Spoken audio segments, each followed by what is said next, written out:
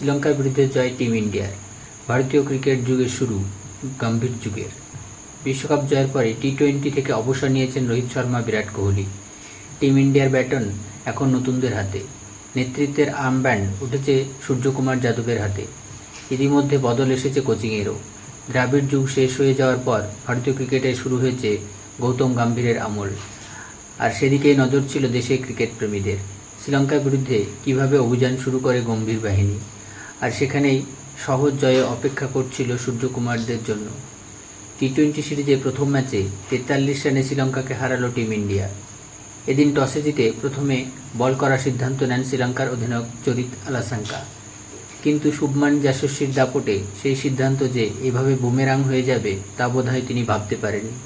ভারতের দুই opener স্বভাবসিদ্ধ মারকুটে ভঙ্গিতেই innings শুরু করেন।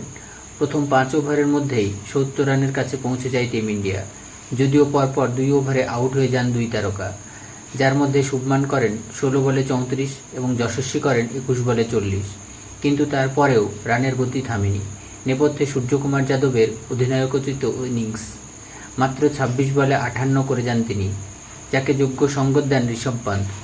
মাত্র 1 রানের জন্য তার হাফ সেঞ্চুরি অধরা থেকে যায়, যদিও তারপরে রানের গতি কিছুটা পড়ে যায়।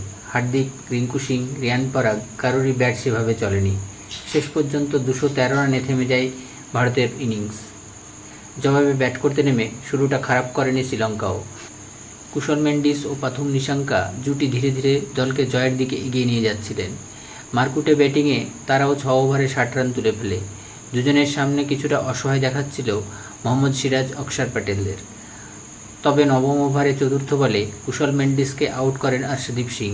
এরপরে 15 ওভারের প্রথম বলেই পাথুমকে তুলে নেন অক্ষর প্যাটেল। এরপরে ভারতীয় বোলাররা যেন আগুন ঝরাতে শুরু করেন মাঠে। 2 ওপেনার আউট হওয়ার পরেই দাঁড়াতেই পারেনি শ্রীলঙ্কার ব্যাটাররা।